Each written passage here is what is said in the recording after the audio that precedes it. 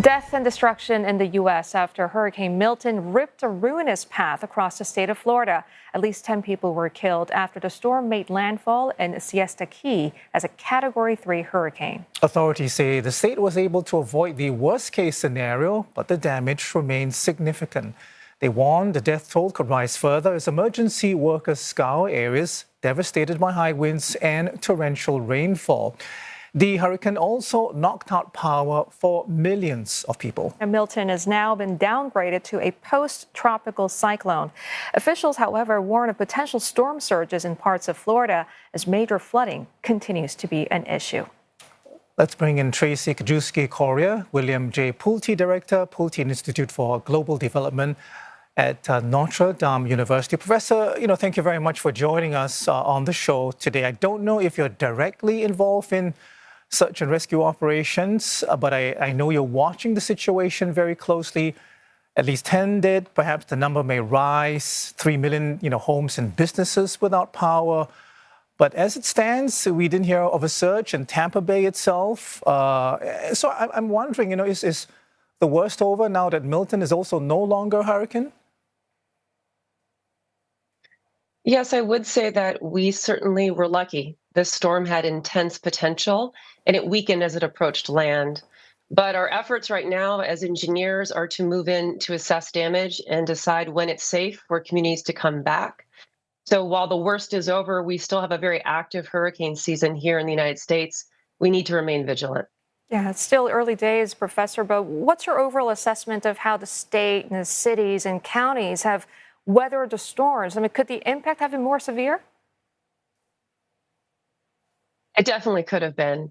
The storm's path was unlike any we'd seen before. It formed in the Gulf, unlike historical tracks, and intensified at a record pace. Its eye became so small, it did cause us all to fear the worst. And as we said, fortunately, it downgraded to a Category 3 at landfall and avoided the worst possible surge into Tampa Bay. But we want to use this as a moment to remind citizens around the world of the importance of following local guidance when told to evacuate and prepare for these storms. They will come in ways we have never seen before, and it is best to be cautious and heed those warnings, evacuating immediately so that you're safe, even if the storm does weaken. Professor, this particular situation also unique in perhaps an unwanted way, in the sense that, two hurricanes hit within the space of 2 weeks. Yeah. I'm wondering what the priority will be for officials, when it comes to the efforts on the ground. They started immediately after Helene, and then Milton came, so they probably would have to start all over again. So what's it going to be? Is it going to be rescue? Is it going to be getting food and water? What's number one for them? Well, number one certainly will be rescue. We believe rescue efforts will be minimal in this event because there was good compliance with evacuation order and the storm wasn't as intense as we had feared. But then it will be stabilizing these communities. As you said, they received 2 significant storms in a row. Sadly, this is not the first time this has happened.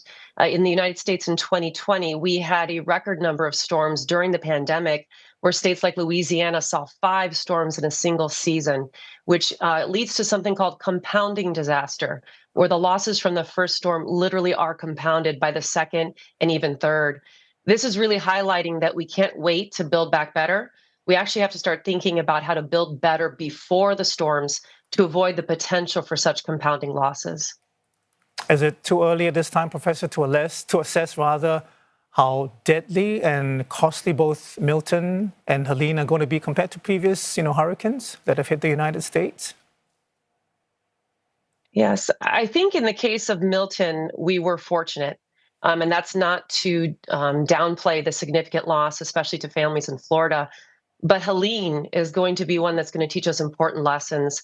This was a storm that moved well inland and dropped catastrophic rain and affecting areas on hillsides that were unfortunately then completely lost due to landslides and, again, catastrophic flooding.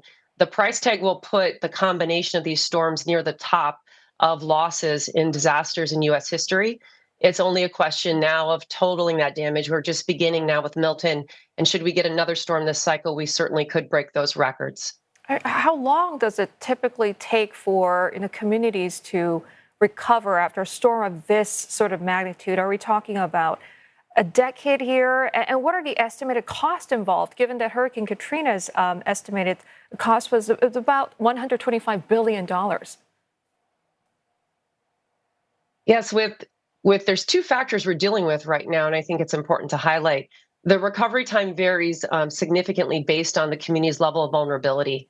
I can say Florida has one of the best building codes in the United States, and that is part of the reason why they're able to fare these storms quite well. Had this storm hit another state, we'd have a very different story.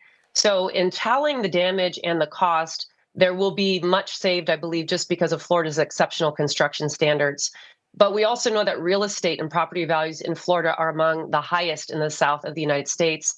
So as a result, the price tag may rise simply because of the cost of housing, inflation, and the value that we now place on these commodities in a U.S. market where housing is increasingly scarce. So the price tag could jump just because of those factors and make it very challenging to rebuild and for insurance to absorb those losses. But I think it's a little too soon to tell. This will definitely be a pair of storms in the top 5, maybe the top 3 of catastrophic events in U.S. history. It's just too early to tally those losses. Okay. And Professor, you earlier mentioned the building back better. And in fact, the Florida Senate president mentioned the need for a whole new philosophy when it comes to reconstruction and resilience. What would you like to see included in this new approach? What sort of lessons could be learned from the current hurricanes we've seen today and in the past? Yes, thank you for that. In a changing climate, we have to be ever more vigilant.